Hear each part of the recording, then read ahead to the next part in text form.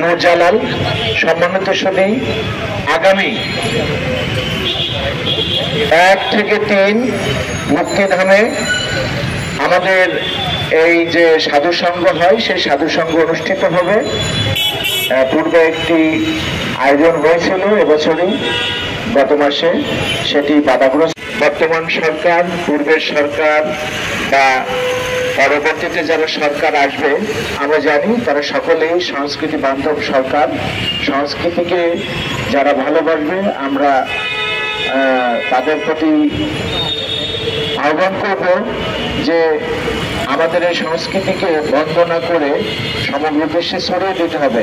আমরা বিদেশি সংস্কৃতিকে প্লেনে করে উড়িয়ে এনে মানে প্রেক্ষাগৃহে দেখছি, কিন্তু যে সকল মানুষ বিনা পয়সায় উপভোগ করতে চায়, আনন্দ নিতে চায়, বিনোদন নিতে চায়, ভাব দ্বারায় হারিয়ে যেতে চায়, তাদের সংখ্যাটা কিন্তু এদেশে বেশি। সেই মেজরিটিদের কথা চিন্তা করে এদেশের বাউল, সুফি গান, ড্রাইভার, আখড়াই গান, পালা গান, ভাটিওয়ালি ভাওয়ালা, মসজিদি গান, সেইগুলো যেন অবাধে আয়োজন করা যেতে পারে, সেটি যেন বাধাগ্রস্ত না হয়।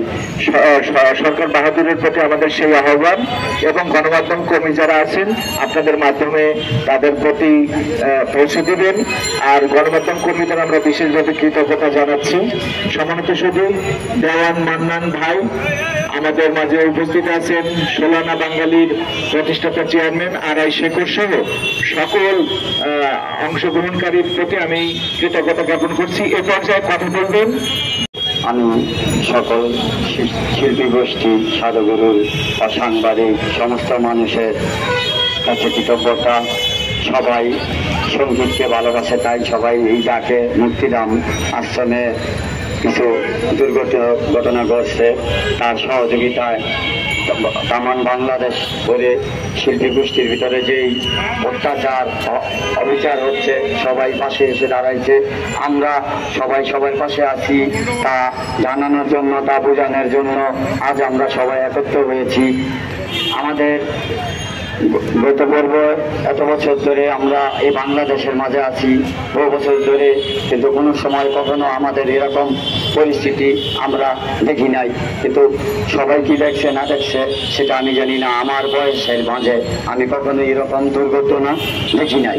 কিন্তু আমাদের যেন আর কখনো এই শিল্পীর মাঝে, কোনো অলিয়া উলিয়ার মাঝে, কোনো সাধারণত মানুষের মাঝে কষ্ট, কোনো অত্যাচার, কোনো অবিচার, জঙ্গলিবাদী কাজ না হয়। আমরা কোথায় যাবো? যদি আমাদের মাঝে ডিস্টার্ব করে কেউ, আমাদের বিরক্ত করে, তাহলে আমরা শতবাউল শিল্পী গোষ্ঠী সাধু রাস্তায় নেমে পড়বো।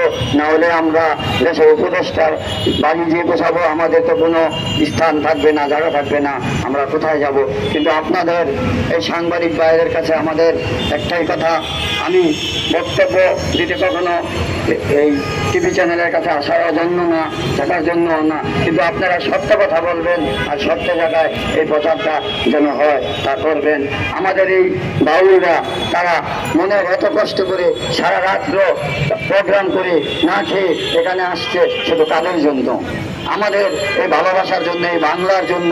যদি আমাদের এই বাংলাদেশ থাকতে হয়, তাহলে আমাদের এই শিল্পী বাউলদের ভাষা, আন্দোলন, কথা থাকতে হবে।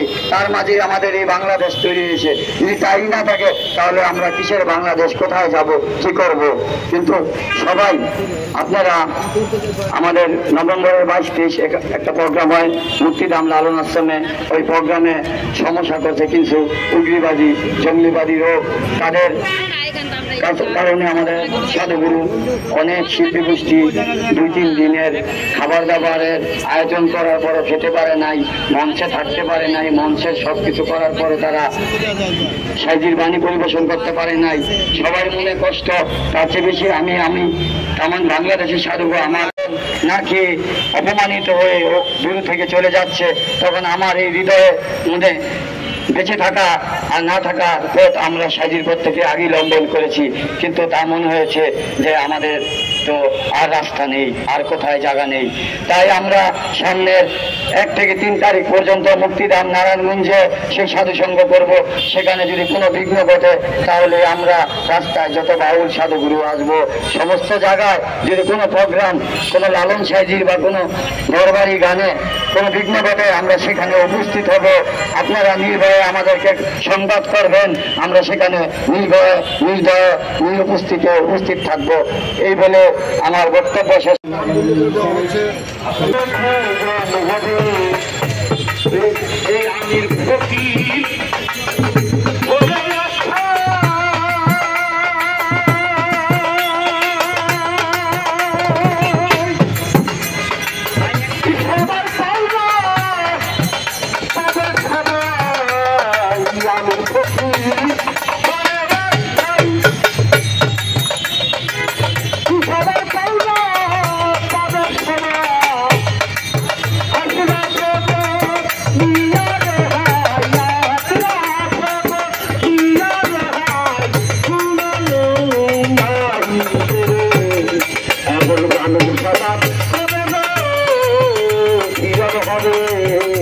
এমন মানব সমাজ হবে যেদিন হিন্দু মুসলমান খ্রিস্টান, হিন্দু মুসলমান খ্রিস্টান জাতি ভেদ না এমন মানব সমাজ হবে, এমন মানব সমাজ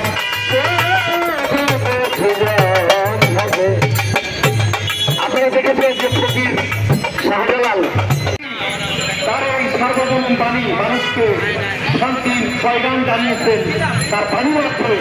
তাই কি বলে